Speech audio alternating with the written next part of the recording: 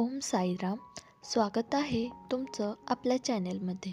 आज आपण सुरू करतोय श्री साई सच्चरित्राचा पवित्र प्रवास.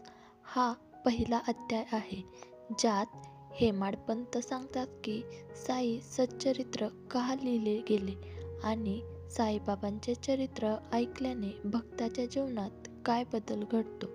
तर चला सुरुवात करूया या दिव्य अध्यायाची. हेमाडपंत सांगतात की साईबाबांचे पूर्ण चरित्र म्हणजे एक समुद्र आहे, अनुभवांचा, चमत्कारांचा, उपदेशांचा आणि प्रेमाचा.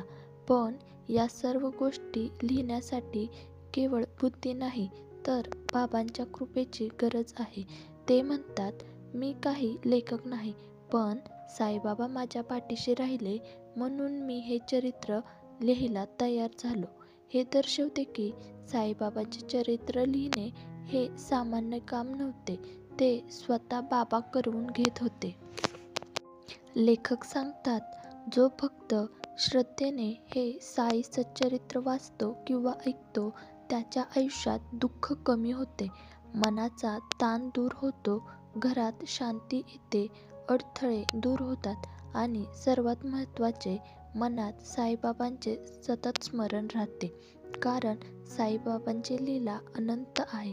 त्यांच्या एका छोट्याशा गोष्टीतही संपूर्ण आयुष्य बदलण्याची ताकद आहे. लेखक सांगतात की साईबाबा हे फक्त शरीर नव्हते, ते एक परमात्मा स्वरूप होते. ते म्हणतात, बाबा सर्वत्र आहेत. आपण त्यांना बघू शकत नसलो, पण ते आपल्याला नेहमी पाहत असतात. बाबा भक्तांना कधीही एकटे सोडत नाहीत. त्यांच्या संकटात ते अदृश्यरित्या मदत करतात.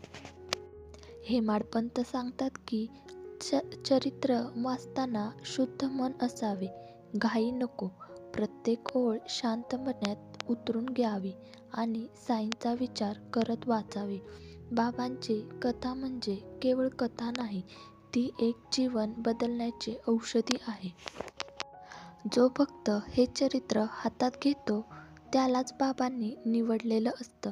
हेमाडपंत म्हणतात, बाबांचे चरित्र वाचणे म्हणजे त्यांच्या चरणाशी जोडलेले जाणे. जेव्हा आपण हा ग्रंथ वाचतो, आपण त्या काळात, त्या वातावरणात प्रवेश करतो, जेथे बाबा शिर्डीत भक्तांना मार्गदर्शन करत होते.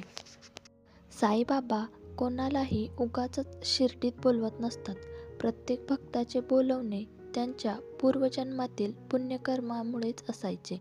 त्यांच्या आयुष्यात काहीतरी बदलायचे असते, काही संकट दूर करायचे असते, काही इच्छा पूर्ण करायची असते आणि बाबा या सर्व गोष्टी शांतपणे कोणालाही न कळवता पार पाडायचे. हेमाडपंत अखेरीस सांगतात, या संपूर्ण ग्रंथाचा पाया म्हणजे श्रद्धा आणि सबुरी. बाबांनी म्हटलेलं, दो घडी धीरज रख, मैं तेरे साथ हूँ, हेच या अध्यायाचं सार आहे.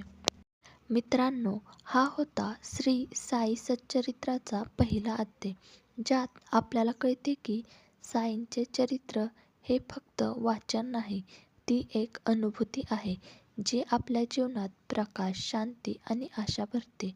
उद्या आपण पाहू अध्याय दुसरा, शिर्डीतील वातावरण आणि बाबांची दिनचर्या. चॅनेलला लाईक करा, शेअर करा आणि सबस्क्राईब करा आणि कमेंटमध्ये ओम साईराम नक्की लिहा. साईनाथ महाराज की जय. भेटूया पुन्हा अशाच एका नवीन व्हिडिओमध्ये.